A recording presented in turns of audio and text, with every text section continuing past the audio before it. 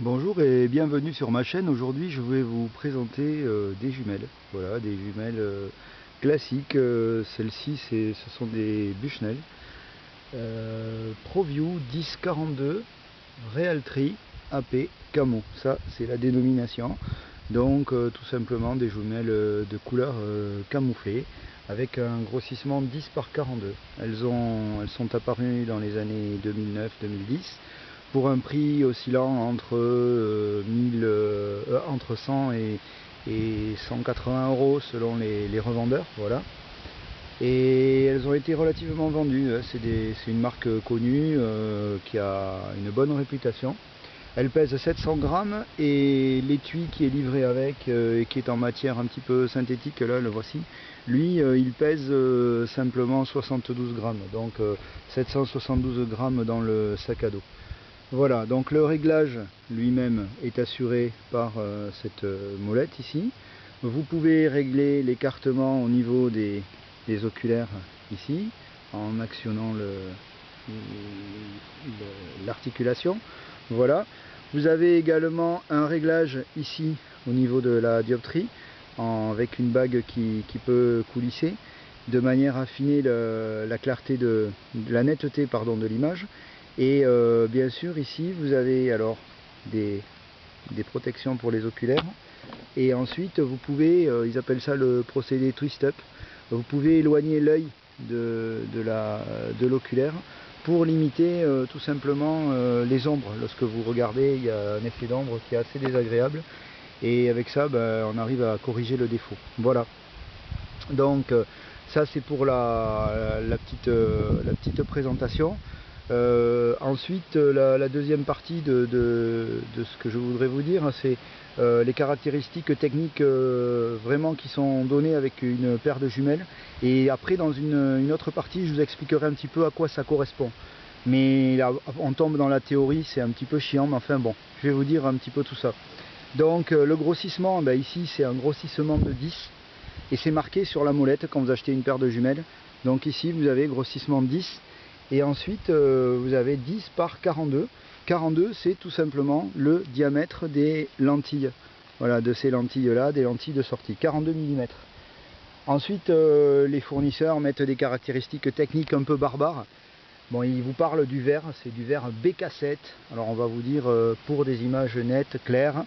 Ensuite, on va vous dire que ces jumelles utilisent une technologie de prisme en toit. On ne sait pas trop ce que c'est. On va vous dire que le traitement des lentilles est multicouche, que le champ visuel réel va être de 5,6 degrés. Le champ de vision, 98 mètres à 1000 mètres.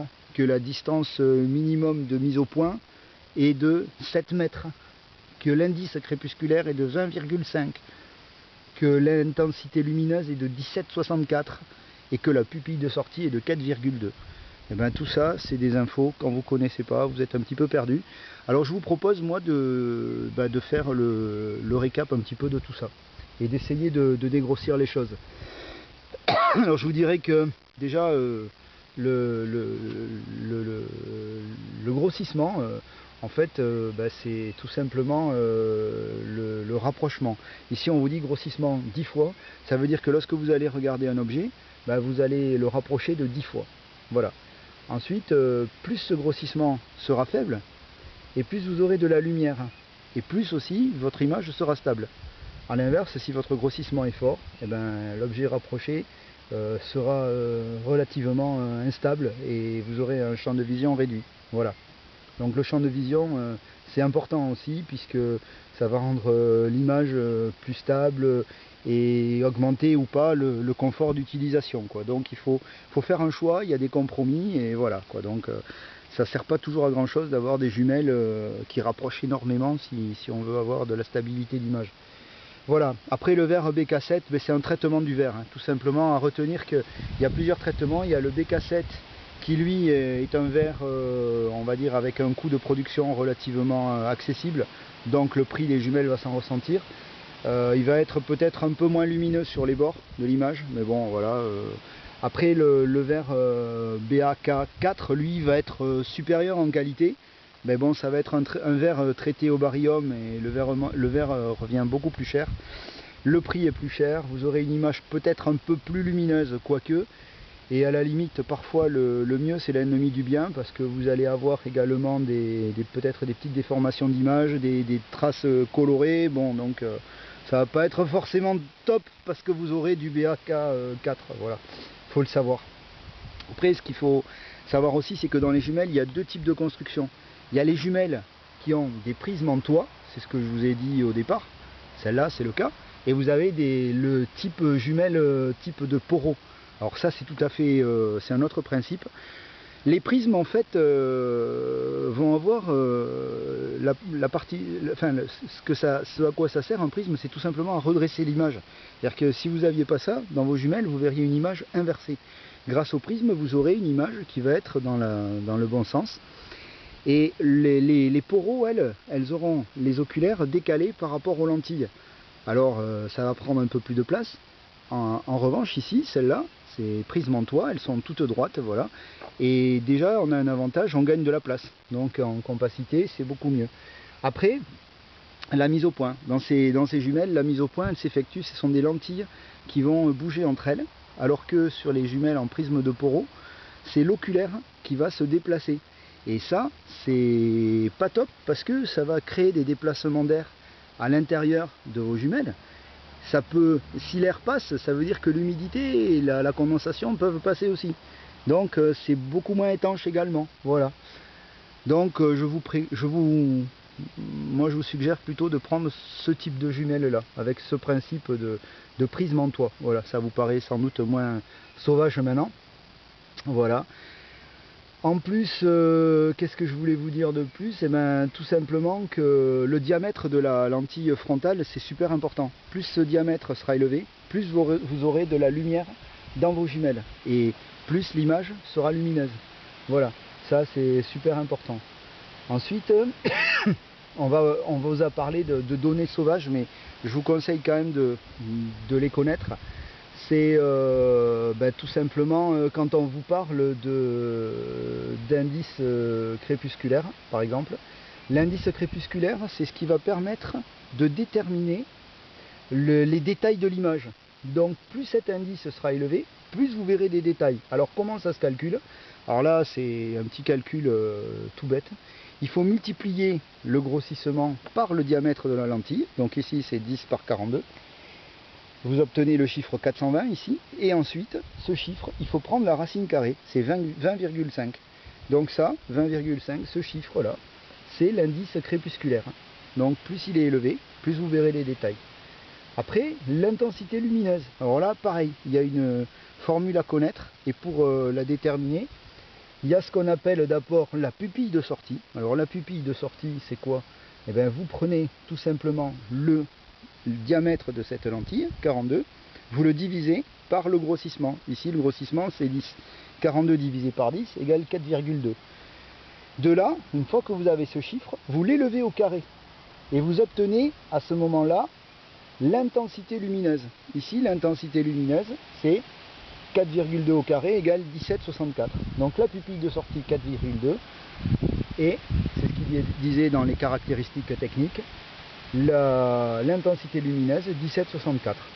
Alors ça c'est bon de le savoir. Pourquoi? Ben, tout simplement parce que cette intensité lumineuse, elle va servir lorsqu'on veut voir dans quel domaine on veut utiliser les jumelles.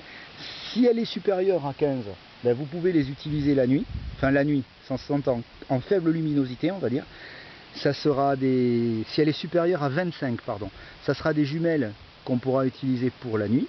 Si elle est inférieure à 15, il vaudra mieux les réserver pour une utilisation de jour. Voilà. Donc, bon, celles-ci, elles sont à 17,64, c'est correct. Et pour une utilisation, j'allais dire, courante, pour des gens qui font de la rando, etc., c'est déjà très bien. Voilà. Donc, ce qu'il faut savoir également, c'est la pupille de sortie. Ça c'est donné donc dans les caractéristiques techniques. La pupille de sortie, c'est important de la connaître en fonction de l'âge qu'on a aussi. Parce que tout simplement les tissus humains se relâchent avec l'âge. Et chez un adulte, la pupille de sortie, elle est d'environ, on va dire, 7 mm, alors que pour un jeune, elle sera de 5 mm. Donc ces 2 mm, ça peut avoir une incidence aussi quand on utilise les jumelles sur le confort. Moi, je vous propose donc de regarder ce que vous voulez faire avec. Si c'est pour une observation classique, voir des animaux, etc. Bon, ces jumelles-là, c'est déjà des bonnes jumelles. C'est pas ruineux. Bon, il y a toujours mieux, hein. Il y a des jumelles avec de l'azote à l'intérieur pour éviter la formation de buées, etc. Celles-là, moi, je les ai utilisées dans pas mal de terrains, même en Afrique, et j'ai jamais eu de soucis. Elles valent une centaine d'euros, voilà, peut-être pas ce modèle même, mais vous trouverez des modèles différents, des modèles plus sobres, noirs, etc. Moi je trouvais cela sympa, en plus on les a bien en main, c'est un grip un peu caoutchouteux, c'est assez anti-choc. Et en plus l'avantage qu'il y a, c'est qu'on peut les mettre même sur un trépied si on veut regarder des oiseaux, etc. Ici donc le débattement, hein, comme je vous disais, 15 mm. Donc c'est des bonnes jumelles, compactes, sympas, que je vous propose d'avoir dans votre sac à dos lors de vos sorties en bushcraft, etc. C'est très très bien. Donc après voilà, la théorie il faut connaître un petit peu, mais ça doit pas quand même être le maître mot, quoi. On n'est pas, on s'en fout, quoi. Ce qu'on veut nous, c'est se faire plaisir, et je pense que ça c'est bien. Voilà, le petit réglage donc. Ils appellent ça twist up, hein, voilà, on met un petit peu d'anglais partout maintenant. Bon voilà, il suffit de tourner, ça éloigne tout simplement l'œil, vous voyez, va s'éloigner de l'oculaire. Voilà. Donc j'ai essayé de vous les présenter. Moi c'était mon choix, c'était mon coup de cœur aussi. Voilà, Bushnell c'est américain, c'est fabriqué en Chine comme tout le reste, et c'est très bien comme ça, hein, et voilà, les Chinois sont très méticuleux, ils font des super produits.